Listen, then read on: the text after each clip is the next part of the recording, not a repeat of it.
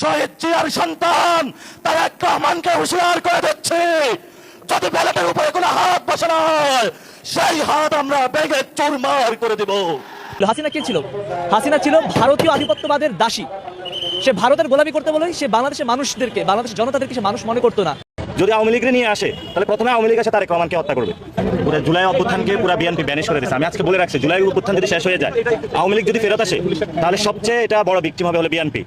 গত 15 বছরে তাদের পায়ের এখনো গুলির দাগ আছে, তাদের পেট কাটা আছে, হাত কাটা আছে, এগুলো এখনো দাগ শুকায় নাই। এটার উপরে দাঁড়িয়ে যদি বিএনপির যারা তৃণমূলের নেতাকর্মী আছে তাদের সাথে গাদ্দারি। জেলে খাটানোর দারুণ এক ফন্দি এঁটেছিলেন রাষ্ট্রপতি শাহাবুদ্দিন চুপ্পু। তবে চুপ্পুর সেই পরিকল্পনা এবার ভেস্তে গেছে।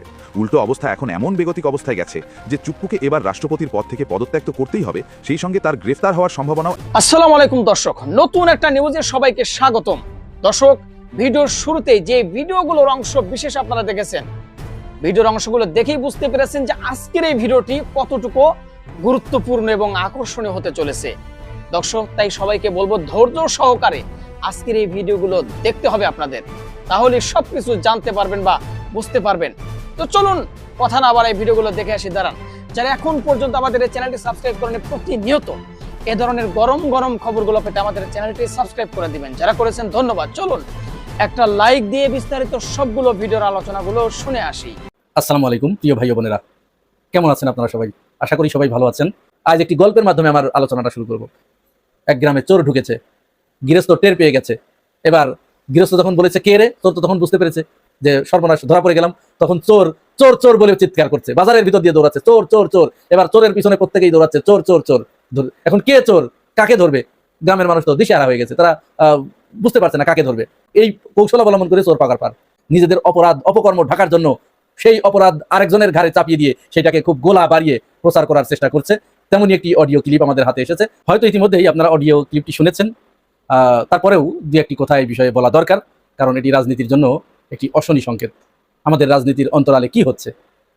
অডিও ক্লিপটিতে যাকে দেখাবো, আপনারা তার চেহারা, তার বেশভূষা, তার পোশাক পরিচ্ছদ, এইগুলো দেখে আবার চিন্তা করবেন না, ভাববেন না যে জামাতের জেলা আমির বা কেন্দ্রীয় আমির, এরকম ভাবার কোনো সুযোগ নেই। আগে আমরা ভিডিওটি দেখি, তারপরে কথা বলি। ওয়ালাইকুম আসসালাম, আপা কোনটা? বাড়িতে আর কই যাবো ভাই? বাড়িতে আছেন? একলা, আমিও গেছি স্কুলে, একলা রান্না করতেছি। আপনার হাতে এমন কোন ইয়ে আছে যে 15-16 বছর বয়সী ঢাকাতে নিতে আসবে, তো কথা সেটা আপনি বলা যাবে না? না না, যারা নিষেধ করবেন সেটা আমি বলবো নাকি? হ্যাঁ, না আমি বিশ্বাস করে আপনার কথাটা বলেছি। হ্যাঁ, কথাটা বলা যাবে না। না না, সেটা হলো উপর থেকে নিতে আসবে। সেটা মন জয় করে নিতে আনন্দ দিয়া, সেটা একটু অঙ্ক নিয়ে যেতে হবে, বুঝছেন? এটা আমরা 16-17 বছর নিয়ে আসি, যত টাকা লাগিয়ে দেবে।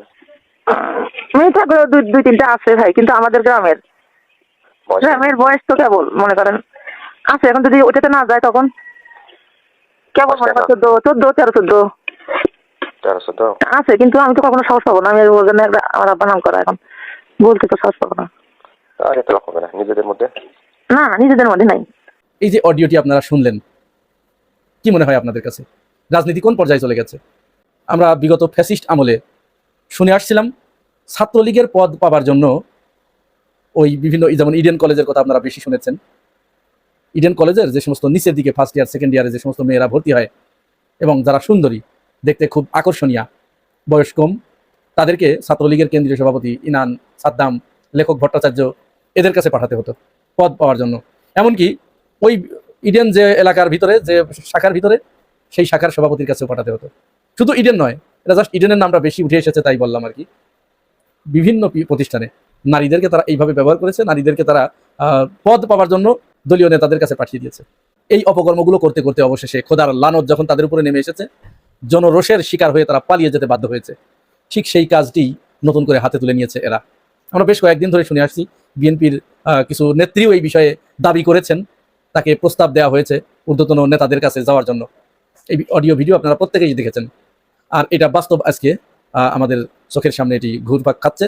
এই বিষয়ে কথা বলার ইচ্ছা ছিল না, কিন্তু এই যে ব্যক্তি অফারটা দিচ্ছে বিএনপির যে নেত্রীর কাছে, বিএনপির যে নেতা, তার বেশভূষা দেখে, তার মাথায় টুপি দেখে আমার কাছে মনে হলো এই বিষয়টা একটু কথা বলা দরকার এবং প্রত্যেককে এই বিষয়ে একটু সচেতন করা দরকার, এই বিষয়ে একটু আলাপ হওয়া দরকার।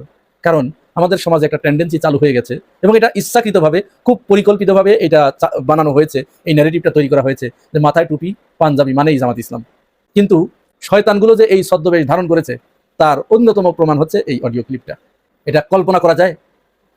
তিনি ওই বেশভূষা ধরে ওলামা দলের, নিশ্চয় তিনি ওলামা দলের কোনো সদস্য হবেন, তিনি তার এলাকার নারী নেত্রীকে তিনি এইভাবে ফোন দিয়ে বলছেন যে উপর থেকে তো নেতা আসবে, তো নেতার মনোরঞ্জনের জন্য অল্প বয়সী 17-18 বছরের মেয়েকে নেতার কাছে পাঠাতে হবে, তার কাছে রাখতে হবে। কোন পর্যায়ে চলে গেছে রাজনীতি, চিন্তা করুন তো। এটা কি মেনে নেওয়া যায়? কোন দেশে আমরা বসবাস করছি? বিগত শেখ হাসিনার আমলে শেখ হাসিনার যে অপকর্মগুলো, এই জাতীয় কিছু ইতর মানসিকতার নারীরা তাকে সাপোর্ট দিয়ে তাকে বড় করে তুলেছিল। তার ভিতরে ফারজানা রূপা, তার ভিতরে মিথিলা ফারজানা, তার ভিতরে যে চ্যানেল আইয়ের সময় ইসলাম ছিল, নবনীতা চৌধুরী ছিল, আরো কয়েকজন, এই অপু উকিল টুকিল, এইগুলো, এই অসভ্য ইতরগুলো শেখ হাসিনাকে ওইভাবে বর্বর হতে সহযোগিতা করেছিল, আর ছাত্রলীগকে দিয়ে সারা দেশে ধর্ষণের রাম রাজত্ব কায়েম করতে পেরেছিল। এখন আবার দেখা যাচ্ছে সেই একই অবস্থা, একই পরিবেশ। দুদিন পরে এরা ওই যে আওয়ামী লীগের লোকজন, এখন বিন্দুমাত্র তো এদের কোনো অনুশোচনা নাই, বরং তাদেরকে এখান থেকে যারা পালিয়ে যেতে বাধ্য করেছে তাদের কেউ যদি মারা যায়, বুনো উল্লাসে তারা এখন মেতে ওঠে। প্রতিটা মৃত্যুই যেন তাদের কাছে উল্লাসের কারণ। এটা হবারই কথা, কারণ তাদের নেতার ভিতরেই এই চরিত্র ছিল।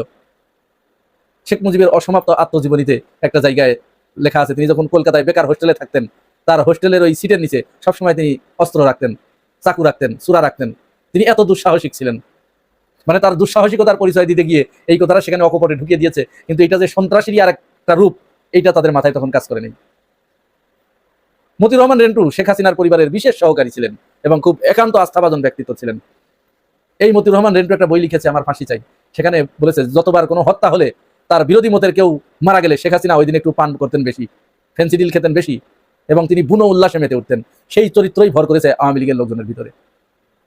তার বিরোধী মতের কেউ মারা গেলে, জুলাই গণঅভ্যুত্থানে বিশেষ করে যারা জড়িত, তাদের কেউ যদি মারা যায় যে কোনোভাবে, তার টপ টু বটম বুনো উল্লাসে মেতে ওঠে।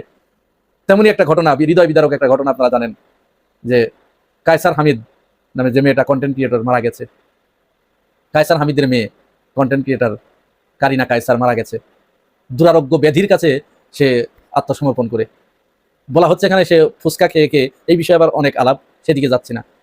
এক ডাক্তার, তার যে চিকিৎসক ছিলেন সেই ডাক্তার সেখানে বলেছে যে ফুসকা খেয়ে তার এই অবস্থা হয়েছে। তো সেই মেয়েটি মারা যাবার পরে আওয়ামী লীগের সবচাইতে ভালো যেটা, সাইফুল্লাহ মাহমুদ দুলাল, এটা নাকি একটা কবি, এইটারে মানুষ হিসেবে আমি যে এটা যে মানুষ, এইটাই আমার কাছে মনে হয় না। এর নাম দুলাল হয় কি করে? আমাদের এলাকার এখন অনেক লোকজন কুকুরের নাম দুলাল রাখে এই লোকটার কারণে। এত নিকৃষ্ট জঘন্য মানসিকতার একটা লোক। এরা মানুষ হলো কি করে? এরা শিক্ষিত হলো কি করে? লেখাপড়া শিখলো কি করে? এই যে শেখ হাসিনা তার 17 বছরে হাজার হাজার মানুষকে হত্যা করেছে, গুম করেছে, খুন করেছে, এই ব্যাপারে তাদের বিন্দুমাত্র বুক কাঁপে নাই। শেখ হাসিনাকে এখান থেকে বিদায় করার কারণে তাদের ভিতরে জ্বলে পুড়ে সারকার হয়ে যাচ্ছে। তারা এই ক্ষত কোনো মতো অবস্থায় তারা শুকাইতে পারছে না। আর এই শুকাইতে না পারার বেদনা থেকে এই জুলাই গণঅভ্যুত্থানের সাথে জড়িত বা জুলাই গণঅভ্যুত্থানের পক্ষের যে কেউ একজন যদি জ্বর হয়েও মারা যায়, তাহলে তারা ওই বুনো উল্লাসে মেতে ওঠে। অর্থাৎ ওই যে জলে, ওই জোলার বুকে এটা তাদের একটু সামান্য একটু মলম আর কি। এত নিকৃষ্ট, এদের ভিতরে তো বিন্দুমাত্র অনুশোচনা বোধ নাই। এত মানুষকে যে হত্যা করেছে, এদের একটা নিরীহ কর্মী থেকে শুরু করে টপ টু বটম একেবারে এই ধরনের কোনো অনুশোচনা বোধই তাদের ভিতরে নেই। আওয়ামী লীগের কোনো কর্মী সমর্থকের মুখে কখনো শুনেছেন যে এই যে হাজার হাজার মানুষকে গুম করা হয়েছে, খুন করা হয়েছে, আয়না ঘর বানায় এইভাবে তাদেরকে হত্যা করা হয়েছে, বিরোধী মতকে দমন করা হয়েছে, লক্ষ লক্ষ মামলা দিয়ে মানুষকে ঘরে শুইতে দেয় নাই, এদের ভিতরে এই অনুশোচনা বোধ কখনো দেখেছেন? মাত্র 36 দিনে 1400-র মতো মানুষকে গুলি করে, পাখির মতো গুলি করে মেরে ফেলা হয়েছে। সেখানে শিশু, কিশোর, নারী, বৃদ্ধ সব ছিল। 50,000 মানুষকে পঙ্গু করে ফেলা হয়েছে। এই অনুশোচনা বোধ তাদের ভিতরে আছে? নাই। এবং তারা এখন আস্তে আস্তে প্রাসঙ্গিক হবার চেষ্টা করছে। আর এই যে প্রাসঙ্গিক হবার চেষ্টা যে তারা করছে, এত তাড়াতাড়ি কি এটা তাদের হবার কথা ছিল? ছিল না তো। সেটা হয়েছে কাদের জন্য? এই বিএনপির কারণে, এই বিএনপির যে সমস্ত নেতাদের কারণে, এই সমস্ত নারী খোরদের কারণে। যে নেতা যাবে, সেই নেতার জন্য তাকে নারীর ব্যবস্থা করে রাখতে হবে। তাও আবার এই অফারটা দিচ্ছে আরেকজন নারী নেত্রীকে। আর এই নারীটাও কত বড় নির্লজ্জ হলে পরে এরকম একটা অফারকে সে গ্রহণ করতে পারে। সে আবার বলছে হ্যাঁ নাই তো খুঁজে দেখতে হবে, আমি খুঁজে দেখতেছি। চিন্তা করতে পেরেছেন আপনারা? মানুষ কি বিএনপি করলে এরকম হয়ে যায়, নাকি এরকম হলে বিএনপি করে? কোনটা? এটা তো আমাদের কাছে বুঝে আসছে না। আমি জানি না প্রধানমন্ত্রী তারেক রহমানের কাছে এই খবর পৌঁছেছে কিনা। যদি আপনার কাছে এই খবর পৌঁছে থাকে, তাহলে এই দুডোরে ঘাড় ধরে শাহবাগের মোড়ে হাদি চত্বরে এই দুডোরে ঝুলাই দেন। এতে তো আপনার দলের সুনাম ক্ষুণ্ণ হচ্ছে। দলের ভিতরে যেরকম নাই তা না, কিন্তু এরকম দুই একটা ঝুলাই দেন, দেখবেন যে সব আর বাকিগুলো ঠান্ডা হয়ে যাবে। ডাকসু বিবি সাদিক ক্যাম্প এবং জামাত নেতা অ্যাডভোকেট শিশির মুনিরকে যথাক্রমে ঢাকা দক্ষিণ এবং ঢাকা উত্তর সিটি কর্পোরেশনের মেয়র প্রার্থী করা হলে বিএনপির যত ষড়যন্ত্র চেষ্টা, ভোটে কারচুপি করার চেষ্টা, এগুলো সব ব্যর্থ হবে এবং এই দুইজনের হাত ধরে জামাত ম্যাজিক দেখাতে পারবে। দর্শক, আমরা এই আলোচনা করছি আমির জামাত, বাংলাদেশ জামাত ইসলামীর আমির জাতীয় সংসদের প্রধান বিরোধী দলীয় নেতা ডাক্তার শফিকুর রহমান একটা বক্তব্যের আলোকে ডাক্তার শফিকুর রহমান বলছেন, স্থানীয় সরকার নির্বাচন সুষ্ঠু হওয়া নিয়ে শঙ্কা। স্থানীয় সরকার নির্বাচন সুষ্ঠু হবে কিনা এ বিষয়ে যথেষ্ট আশঙ্কা রয়েছে এবং কারচুপির আশঙ্কা করছেন। শুধু ডাক্তার শফিকুর রহমান না, সবাই। জাতীয় নির্বাচন যেহেতু কারচুপি হয়েছে, ইউনূসের অধীনে বিএনপি ক্ষমতায় ছিল না, আর এখন বিএনপি ক্ষমতায়, তো এখন বিএনপি জাস্ট একটা আইনজীবী সমিতি নির্বাচন সুষ্ঠু করতে পারে না। সুষ্ঠু নির্বাচন বিএনপি ডিকশনারিতে নাই। বিএনপি নিজেরা কাউন্সিল করে ইউনিয়ন কমিটির সভাপতি সেক্রেটারি ঠিক করতে, ওইখানেও কারচুপি হয়, ভুয়া ব্যালট পেপার বানানো হয় এবং ওইটা নিয়ে হরতাল পর্যন্ত ডাকা হয়েছে। ইউনিয়ন বিএনপির রক্তে হচ্ছে ভোট চুরি। বিএনপির জন্ম চুরির মাধ্যমে, কারচুপির মাধ্যমে, প্রতারণার মাধ্যমে। অতএব এই বিএনপির সাথে সুষ্ঠু নির্বাচন যায় না। আর বিএনপির মোটিভ কি, এটা তো সবকিছুই ডাক্তার শফিকুর রহমান দেখছেন, তিনি অবজার্ভ করে বলছেন যে সুষ্ঠু নির্বাচন হয় কিনা সন্দেহ আছে। তবে এর জবাবে আমরা বলতে চাই, হ্যাঁ, বিএনপির রক্তে যেহেতু কারচুপি এবং তারা কারচুপি করবে এবং এর পরিণতি তাদেরকে ভোগ করতে হবে। কারচুপির পরিণতি কি, এটা হাসিনা ভোগ করেছে। তো বিএনপি যদি কারচুপি করে কয়েকবার করতে পারবে, বাট একটা পর্যায়ে তাদেরকে পরিণতি ভোগ করতে হবে। তো দর্শক, এখানে আমরা যেটা বলতে চাই যে শত চেষ্টা সত্ত্বেও সব জায়গায় তারা কারচুপি করতে পারবে না। সারা বাংলাদেশের সিটি কর্পোরেশন নির্বাচনগুলোতে যদি কারচুপি করে তারা জিততে পারে। ঢাকা দক্ষিণে সাদিক কায়েমকে নিশ্চিতভাবে প্রার্থী করা হলে এবং ঢাকা উত্তরে শিশির মনিরকে প্রার্থী করা হলে বিএনপি কারচুপি করতে পারবে না। কেন পারবে না, এই ব্যাখ্যাটা দিই। অন্যান্য জায়গায় পারলো, এখানে পারবে না। তার আগে এক্সাম্পল দিই। এই যে ছাত্র সংসদ নির্বাচনগুলো হয়েছে, ডাকসু ইলেকশনের কথা যদি বলি, ডাকসু থেকে শুরু করে সমস্ত ছাত্র সংসদ নির্বাচনগুলো যতগুলো হয়েছে, সবগুলোতে ছাত্রদল সর্বোচ্চ চেষ্টা করেছে কারচুপি করতে। এমনকি ডাকসুতে জিএস পদটা নিতে সর্বোচ্চ চেষ্টা করেছে যে আর কিছু না হোক, জিএস পদটা দিয়ে দেওয়া হোক কারচুপি করে। এবং এই জন্য রাতে নাটকীয়তাও করা হয়েছে। তারেক রহমান নিজে চেষ্টা করেছেন, নির্বাচন স্থগিত করাতে চেয়েছেন তারেক রহমান, আমরা সেটা বলে যাইনি, ডাকসুর কথা বলছি। এবং শেষ পর্যন্ত শাকসুতো বন্ধ করে দিতে পেরেছে। আদালতে দ্বারস্থ হয়েছেন না নির্বাচন বন্ধ করতে, শিবিরকে হারাতে। এবং ডাকসু থেকে শুরু করে প্রত্যেকটা বিশ্ববিদ্যালয় পুরো প্রশাসন যন্ত্র বিএনপির সেটআপ, ভিসি, নির্বাচন কমিশন থেকে শুরু করে প্রক্টর, প্রভিসি, এগুলোর 95% হচ্ছে বিএনপি। যেমন জাহাঙ্গীরনগর বিশ্ববিদ্যালয়ের ভিসি সরাসরি বিএনপি নেতা, অন্যান্য বিশ্ববিদ্যালয়ের ভিসি বা অন্যান্য যারা আছে প্রো বিএনপি বেশিরভাগই। জাহাঙ্গীরনগর জগন্নাথ বিশ্ববিদ্যালয়ের ভিসি কাগজে কলমে যিনি ছিলেন তার পাওয়ার বেশি ছিল না, পাওয়ার ছিল আজকে যিনি ভিসি হয়েছেন রইসুদ্দিন স্যার তার। এবং অন্যান্য বিভিন্ন বডিতে যারা আছে এরা সব মূলত বিএনপির। তো বিএনপির প্রশাসনের হাত ধরে শিবির জিতেছে। যেভাবে বিএনপির প্রশাসন শত চেষ্টা করেও কারচুপি করতে পারেনি, ওইভাবে সাদিক কায়েম, শিশির মনিরকে প্রার্থী করা হলে শত চেষ্টা করেও কারচুপি করতে পারবে না। জাহাঙ্গীরনগরের কারচুপির চেষ্টার কথা মনে আছে? বিএনপির অনেকে পদত্যাগ পর্যন্ত করেছে, ফলাফল গণনায় দেরি, এই সেই। এমনকি বিএনপির লোকজন পার্শ্ববর্তী ক্যান্টনমেন্ট থেকে এক ব্রিগেডিয়ার জেনারেলের সাথে আলোচনা করে সেনাবাহিনীর হস্তক্ষেপ চেয়েছে যে না, একটা দুইটা পদ আমাদেরকে জিতাও, একটু কারচুপি করো। কিন্তু শিবিরের ছেলেরা রোটেশনে সজাগ থেকেছে যে একদল ঘুমাতে গেলে, নামাজ পড়তে গেলে, তো নির্গম ছিল, একদল নামাজ পড়তে গেলে আরেকদল পাহারা দিবে যে কোনো কারচুপি হয় কিনা। ডাকসুতে সর্বোচ্চ চেষ্টা, তারেক রহমান নিজে চেষ্টা করেছেন জিএস পদটা ছাত্রদলকে দিতে, কিন্তু কোনো লাভ হয়নি। সারা বাংলাদেশের দৃষ্টি ছিল ডাকসু ইলেকশনের দিকে এবং জকসু জাকসু সবগুলোর ক্ষেত্রে সেম, রাকসু চাকসু, পুরো বাংলাদেশের দৃষ্টি ওইদিকে। অতএব চাইলেও হাজার হাজার মোবাইল ক্যামেরা, চাইলেও ওইসব জায়গায় কারচুপি করা সম্ভব ছিল না। এখন ঢাকা উত্তর দক্ষিণে ক্ষেত্রেও সেম হবে। যদি শিশির মনির, সাদিক কায়েমদেরকে প্রার্থী করা হয়, পুরো পৃথিবীর জামাত শিবিরের দৃষ্টি থাকবে এই দুইটার দিকে। কারণ সাদিক কায়েম এবং শিশির মনিরকে ঘিরে যে জামাত শিবিরের শুভাকাঙ্ক্ষীদের যে আগ্রহ তৈরি হবে, এটা অন্য কোনো প্রার্থীকে ঘিরে হবে না।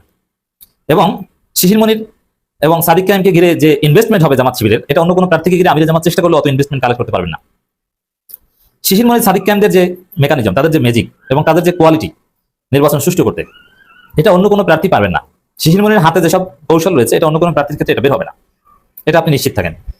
তো দর্শক, এই জন্য আমিরে জামাতের যে শঙ্কা যে স্থানীয় সরকার নির্বাচন সুষ্ঠু হবে না, হ্যাঁ, এটা বিএনপির রক্তের কারচুপি করবে, কিন্তু আপনি ঢাকা উত্তর দক্ষিণে করতে পারবে না যদি এই দুইজনকে প্রার্থী করে। এখন দেখেন, এখানে সেলিমউদ্দিনকে উত্তরে প্রার্থী করতে যাচ্ছে। এখন দুইটা ব্যাখ্যা আসতে পারে যে সেলিমউদ্দিন আমিরে জামাতের লোক, শিশির মনিরও কিন্তু আমিরে জামাতের বলয়ের, অতএব তাকে করলে এখানে তেমন একটা জটিলতা হওয়ার কথা নয়। আর দ্বিতীয় কথা হচ্ছে, পরাজিত এমপি ক্যান্ডিডেটকে প্রার্থী করাটা বরং বিএনপির নানান অপকর্মকে বৈধতা দেয়। যদি শিশির মনির এক্সেপশন, শুধু তার ক্ষেত্রে পরাজিত এমপি ক্যান্ডিডেট হলেও করা যায়, কারণ শিশির মনির কি এটা সবাই জানেন। কিন্তু তারপরও যদি শিশির মনিরকে না করেন, জাহিদুল ইসলাম সাবেক শিবির সভাপতি, সদ্য সাবেক শিবির সভাপতি, তাকে করেন, তাকে দেন। এখানে বিএনপি পরাজিত এমপি ক্যান্ডিডেটদেরকে প্রশাসক হিসেবে বসিয়েছে, কোথাও সিটি কর্পোরেশনে, কোথাও জেলা পরিষদের প্রশাসক হিসেবে বসিয়েছে। তো পরাজিত এমপি ক্যান্ডিডেটদেরকে বিএনপি এইসব জায়গায় পুনর্বাসন করেছে, জামাত তার বিরোধিতা করেছে। তো জনগণ যাদেরকে বর্জন করেছে তাদেরকে জনগণের প্রতিনিধি হিসেবে এভাবে বসিয়ে দেওয়া ঠিক না। তো এটার সাথে কিছুটা মিল আছে। জামাতের যেসব ক্যান্ডিডেট পরাজিত হয়েছে তাদেরকে আবার জনগণের প্রতিনিধি বানানোর চেষ্টা, এটাও ঠিক না। এবং হাইপি তৈরি করা যাবে না। সেলিমউদ্দিনকে যদি ঢাকা উত্তরে প্রার্থী করা হয়, তার হাইপি তৈরি করা যাবে না, ব্যাপকভাবে আলোচনাও জাগানো যাবে না। পরাজিতদের মধ্যে পরাজিতদের কাউকে না দেওয়া ভালো। দ্বিতীয় হলে Shishir Monir, second choice S M Khaleduzzaman. ঢাকার রাজনীতিতে তাদের যেভাবে উত্থান হয়েছে, সেলিমউদ্দিন চাইলেও তাদের অর্ধেক হাইপ তৈরি করতে পারবেন না।